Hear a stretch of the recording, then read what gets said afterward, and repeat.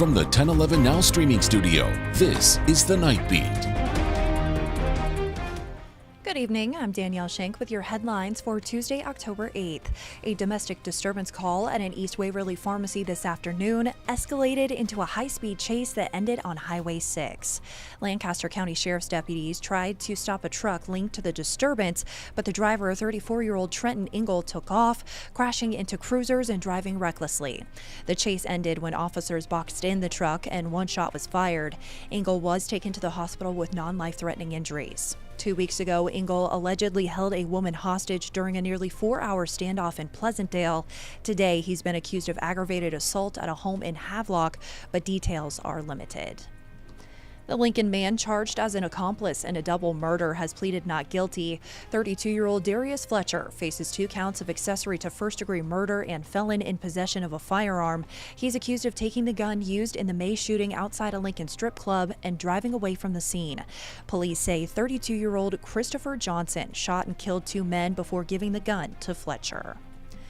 New details are emerging about the blast that rocked O'Neill. An hour before the explosion, a 58-year-old man crashed into a gas line, causing it to rupture. The gas filled St. Patrick's Parish Center before igniting. Nearby businesses, including a hospital, were damaged, but no injuries were reported. Authorities found no signs the driver was under the influence. The investigation remains ongoing.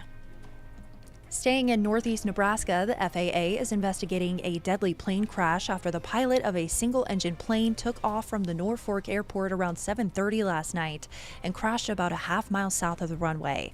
The pilot, the only person on board, was pronounced dead at the scene. It's unclear if the plane was registered in Nebraska or where the pilot was headed.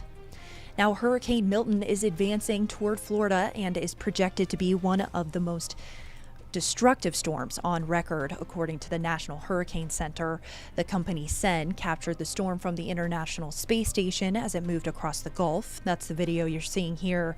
This afternoon, Milton strengthened back into a Category 5 hurricane, but is expected to weaken to a Category 3 before making landfall on Florida's central Gulf Coast late Wednesday night into early Thursday.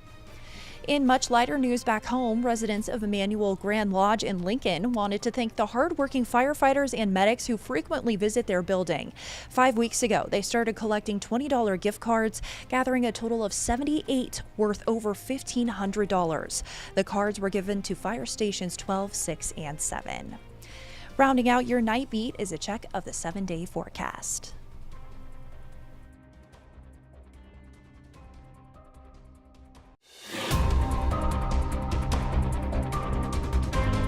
You've been listening to The Night Beat.